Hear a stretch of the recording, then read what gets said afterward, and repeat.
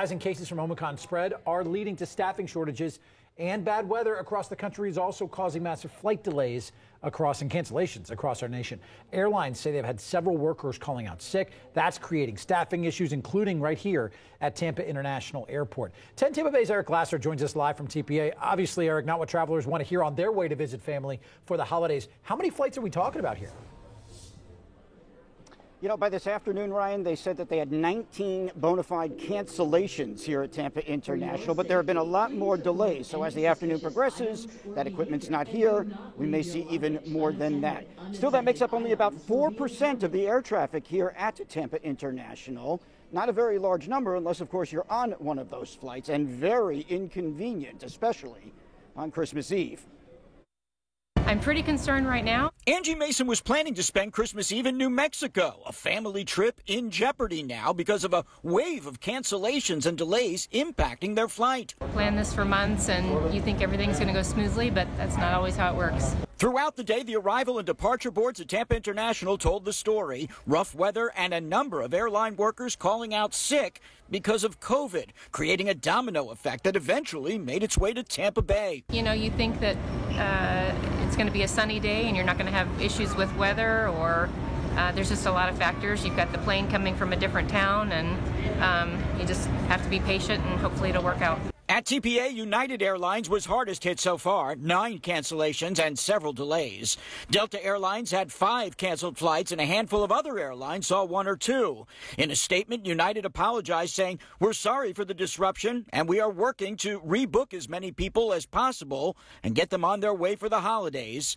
Delta, similarly apologetic, said Delta people are working hard to get them where they need to be as quickly and safely as possible on the next available flight. The staffing issues and COVID and the whole nine. Chris and Stephanie Fadigan were still uncertain whether the cascading delays would mean pulling the plug on a long-planned trip to Ecuador. At this point, the newlyweds were considering an available flight to Vegas rather than gambling on spending their holidays stranded between airports. That was our plan.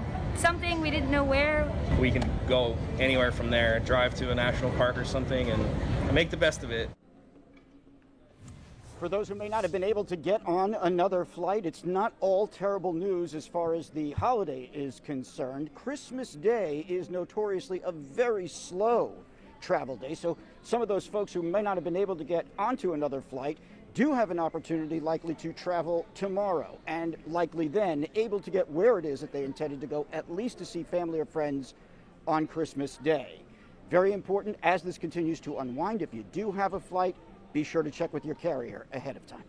So taking a deeper dive, there's actually an entire Bill of Rights that lays out compensation for delays, getting bumped, cancellations, even lost baggage. Compensation is likely in the form of a voucher, but travel expert Don O'Neill says don't forget Rule 240. Rule 240 states if they can't get you to your destination within 4 hours of when you should have gotten there, and another carrier has a flight, you can request that they put you on their flight with another airline, and your airline pays the cost. So if you're already at the airport, travel experts recommend that you speak with a gate agent or guest services. But if the line is long, try calling the airline while you wait there. You might get faster service that way. And keep in mind, you won't be the only one looking for a new flight, right? So to help airline agents while you're waiting in line, you could also try to look up other flight options and then suggest them so that they know what flight could work for you and if seats are actually available on them. Some passengers have even had luck reaching out to the airlines on their social media pages. Yeah, they're usually pretty quick on social media.